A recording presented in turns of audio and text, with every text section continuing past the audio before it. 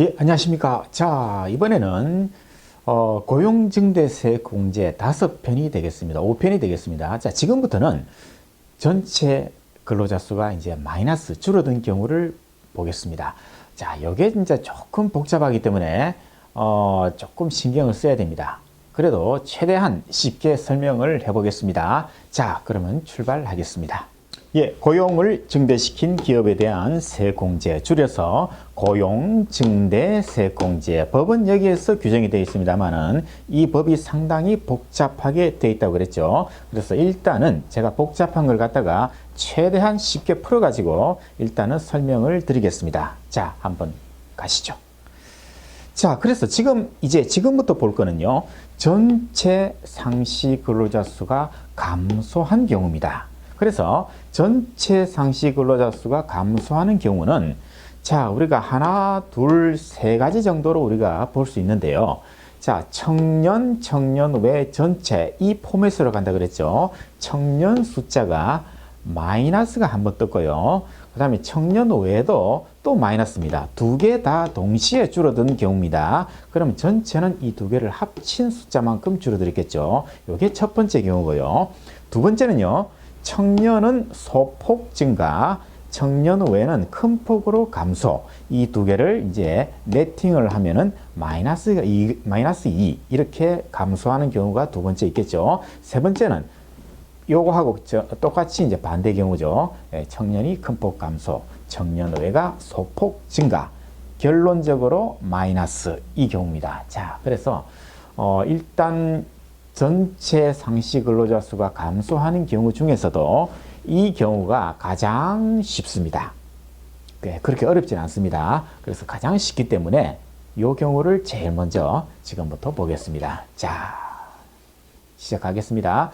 자, 2018년도 최초로 공제받는 연도는 항상 제가 증가하는 경우를 갖다가 일단 예를 들고 그 다음 해에 마이너스 이렇게 이제 세팅을 했습니다. 그래서 2018년도에 17년도하고 비교를 해가지고 청년이 3명이 늘었고 청년 외가 2명이 늘어가지고 전체는 5명이 증가한 그런 경우, 이런 경우입니다. 그래서 3 곱하기 1100, 2 곱하기 700, 4,700만 원을 2018년도 세금 계산을 해가지고 요 4,700만 원을 그대로 빼고 남는 것만 이제 납부를 하면 되는 그런 시스템입니다. 자, 2018년도는 그래서 총괄표를 보더라도 아무 문제가 없습니다. 4,700만 원 공제받은 거 그대로 공제받으시고 특별한 일이 없으면은 2번 더 받는다 그랬죠. 요거는 이제 전체 상시 근로자 수가 증가한 경우에는 3년 동안 같은 금액을 공제를 받는다. 요걸 갖다가 일단은 이렇게 2번 더 적고 일단은 시작을 하는 게 좋습니다. 자, 그래서 2018년도는 별 문제 없이 지나갔고요. 이제 2019년도가 이제 문제입니다. 자, 2019년도에 청년이 1명이 줄었네요. 청년 외 숫자도 2명이 줄었습니다. 그래서 전체가 이제 3명이 마이너스가 뜬 이 경우인데요. 이 경우는 제일 먼저 전체 숫자를 제일 먼저 보면 됩니다. 이게 마이너스이기 때문에 1차년도 세액공제는 할 필요가 없다 그랬습니다. 전혀 없습니다. 제로입니다. 그래서 2019년도에 발생한 1차년도 세액공제는 아무것도 없다는 거. 요거 일단은 기억을 하시고요. 그 다음에 그래서 여기 이제 2019년도에 1차년도 세액공제는 이제 없다고 그랬습니다. 이거는 별로 어렵지 않습니다. 자, 그러면은 2차년도 세액공제 또 할 수 있느냐라고 했을 때 이것도 안 된다 그랬습니다. 왜 그런가 하면요. 전체 상시 근로자 수가 감소를 했기 때문에 2018년도 2018, 2019 비교했을 때 2019년도에 전체 숫자가 마이너스가 됐기 때문에 2차년도 세액공제는 당연히 안 되는 겁니다. 따라서 1차년도 세액공제 안 됩니다. 2차년도 세액공제 넘어오는 거 안 됩니다. 그럼 여기에서 끝나면 좋은데 이제 2018년도에 우리가 4,700만 원 공제를 이미 받았습니다. 받았는데 이 받은 거는 고용을 유지시키는 그런 조건으로 국가가 특별히 할인을 해준 거거든요. 그런데 2019년도에 전체 숫자가 마이너스가 떴기 때문에 이거는 큰 범죄를 저질렀다. 물론 범죄는 아니지만은 큰 실수를 한 거죠. 그죠? 회사가. 그래서 2018년도에 공제받은 것 중에서 일부분을 이제 뱉어내는 이제 절차가 남아 있습니다. 그걸 이제 보겠습니다. 자, 전체 인원 숫자 변동을 보면요. 자, 2019년도에 청년이 마이너스 1이죠. 그 다음에 청년 외가 마이너스 2입니다.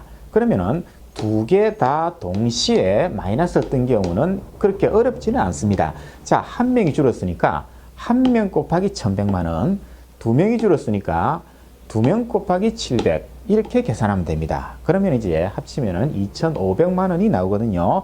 그럼 2,500만 원을 2018이 아니고 자 2019년도 세금 계산할 때 이 돈을 더 납부를 해야 됩니다. 더 납부를 하셔야 되는데요.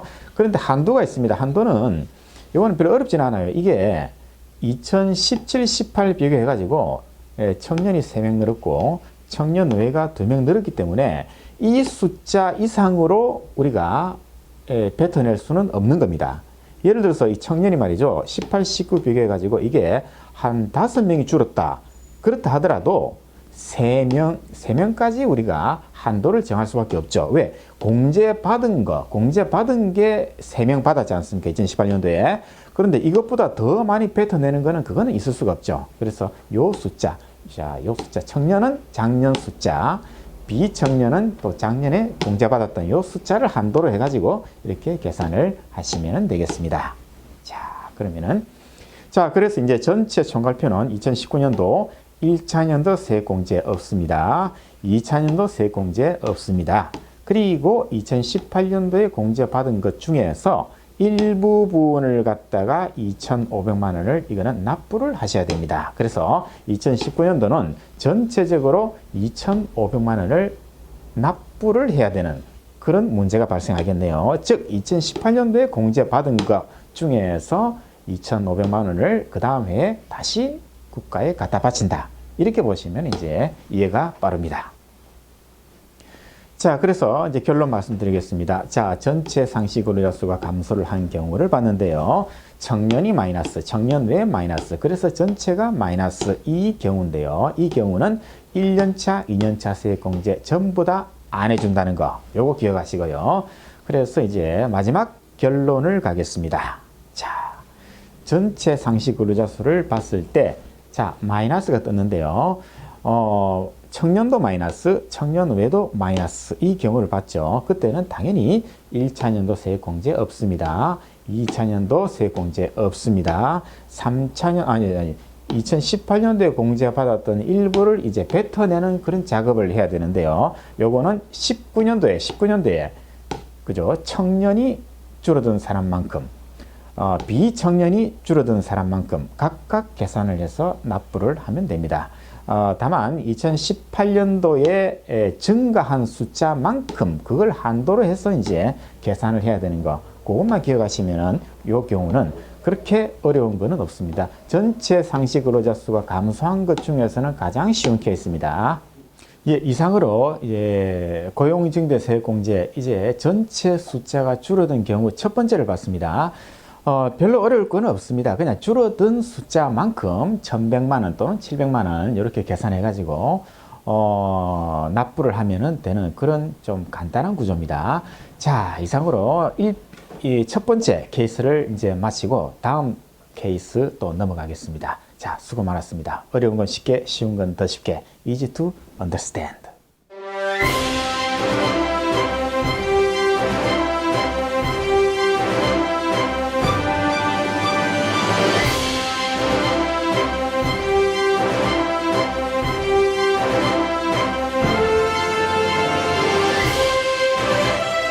어려운 건 쉽게, 쉬운 건 더 쉽게. Easy to understand. Easy to understand.